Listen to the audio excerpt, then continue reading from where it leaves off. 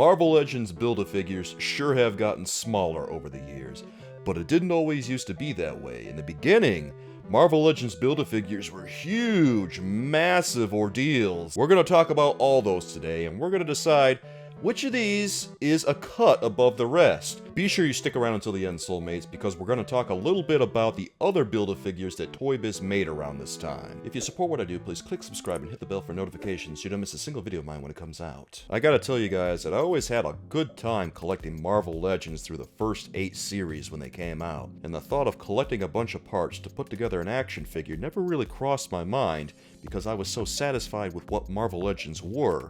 But then Series 9 came out in early 2005, and it changed everything forever. At first I really wasn't sure what to make of it, but then I realized, oh, I have to collect each toy in this wave, and they all have a piece of him that I snap into another piece. So it wasn't long before I got the entire wave, and back in those days, guys, you know, it was pretty difficult to get a wave of Toybiz Marvel Legends. Distribution was not the best at that time, and usually when you saw Marvel Legends on the shelf, you better get them right now or else you're not going to get them, because if you don't get them, then you have to go on eBay and figure it out that way. Regardless, putting together Galactus was a lot of fun.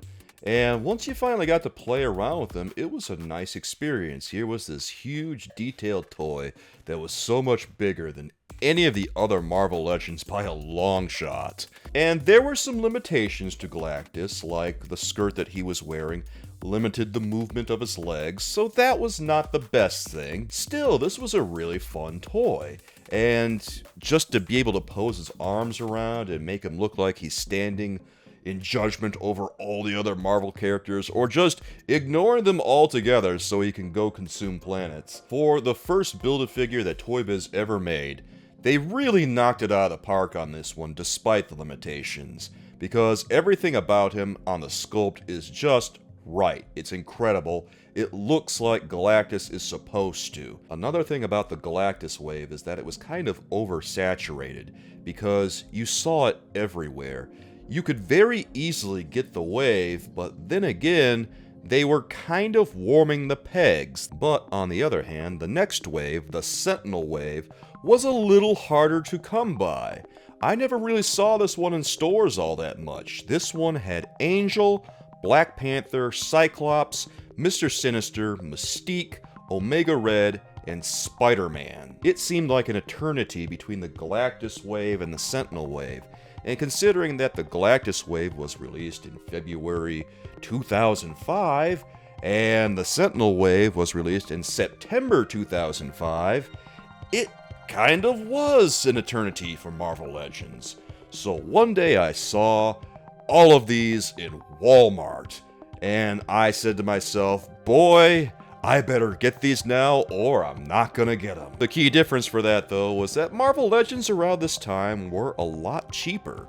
They kind of ranged in price, but they tended to be somewhere around $6.84 about to around $8.99 depending on where you shopped.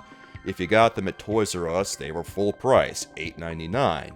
If you got them at Walmart, they might have been $7 and something, and if you got them at Target, they might have been $6 and something. So buying the entire wave in one go was significantly cheaper than it would be today. And would you believe it that when the Sentinel was constructed, it was every bit as impressive as Galactus, if not more so.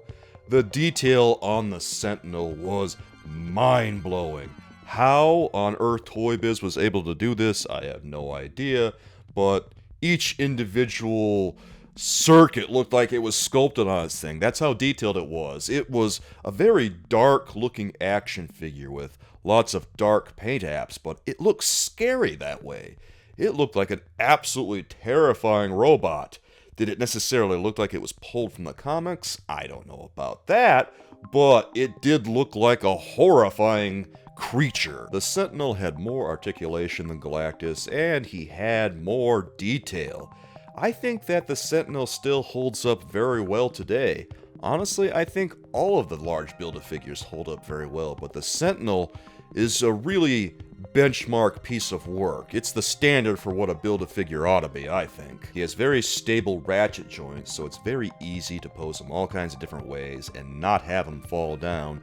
And you can even get him in a kneeling position so that he looks like he's crouched down to attack, and he still doesn't fall down. That's how stable this thing is. And if that wasn't enough, he's also got a couple of tentacles that he can use to catch X-Men with, and they have wires in them, so it's really nice. I don't play around with the tentacles on them, though, because the wires inside these things tend to break when you use them too much, so I try to use them as little as possible to prolong the life of this bad boy. Thankfully, the wait for the next Build-A-Figure was not as long as it was to get the Sentinel. The next Build-A-Figure was Apocalypse, and this one was kind of a surprise to me, although I was very excited to have him. The action figures in this wave are Bishop, Iron Fist, Maestro, Sasquatch, Wolverine, and X-23. A funny thing happened to me when I stumbled upon the Apocalypse series for the first time at a Wal-Mart. I saw X-23 on the shelf, and she wasn't supposed to be out there yet. She was on the shelf at Wal-Mart, but apparently they broke street date.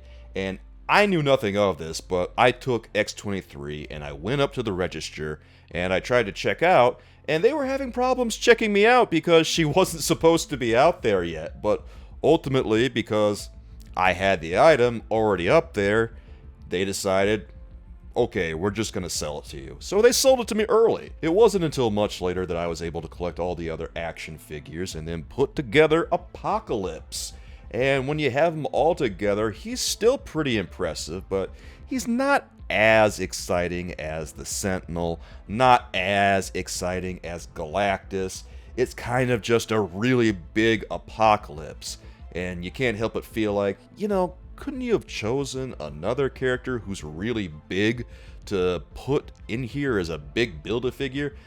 Granted, Apocalypse has the power to make himself more or less as big as he really feels like, so having a large Apocalypse like this is totally understandable, but still, it's a little bit underwhelming, especially after we kind of just got an Apocalypse not that long ago. Apocalypse does not have much action on his elbows at all because they're single jointed and the range is very small. His fingers are articulated, but they form a fist and it looks really good, so that's a positive. Unfortunately though, another problem is that my Apocalypse at least suffers from loose ratchet joints in the knees, so he doesn't stand up all that well. I'm still able to get him in a lot of cool poses, but he has some trouble standing up unless I situate him just perfectly. And following the Apocalypse wave is the final large Build-A-Figure that Toybiz ever did. This one was kind of a weird one because it was a Wal-Mart exclusive, and this was by far the hardest one to collect. We're talking about Giant Man, soulmates. And this one actually required the most action figures in order to complete. You kind of got a sense with this wave that Toybiz was on the verge of calling it quits with the large Build-A-Figures. The first clue, of course, was that it took 10 action figures to put him together, and besides that, they were splitting Giant Man up into more and more pieces. For instance, there were toys that came with a boot, and there were toys that came with the rest of his leg, and there were toys that came with one of his gloves, and then there were toys that came with the rest of his arm. The strangest part of this wave, though, is that there were not 10 action figures in the wave. There were only 9. So what happened was, they had to pack one of Giant Man's parts in with a variant. They packed it in with Weapon X's, Wolverine's, variant. So you had to find a variant to put together Giant Man. I'm gonna level with you guys. This one was by far the hardest one to put together.